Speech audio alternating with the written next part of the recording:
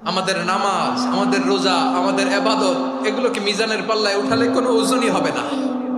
তবে আমাদের একটা কৌশল জানা আছে, আমরা আল্লাহর রহমতের ভিখারি। আমরা সেদিন আগেই গুনার স্বীকৃতি দিয়ে দেব। আমরা বলবো, আল্লাহ তুমি প্রশ্ন করার আগে তোমার একটা কথা বলি, আমারে কিছু জিজ্ঞেস করো না, আমি সব করেছি। এমন কোন পাপ নাই যে পাপ আমারে দিয়ে হয় নাই। তোমার রহমত দিয়ে তুমি জান্নাতে পাঠাবা, তোমার দয়ায় জান্নাতে যেতে চাই, আমল দিয়ে না। পারবেন বলতে?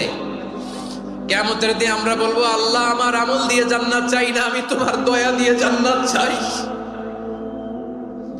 তোমার দয়া ছাড়া আমার কোনো উপায় নাই। কারণ আল্লাহ যদি বিচার করে বাঁচার কারো উপায় নাই। আল্লাহ যদি বলে ফেলেন তুই এটা করলি কেন, ওখানে গেলি কেন,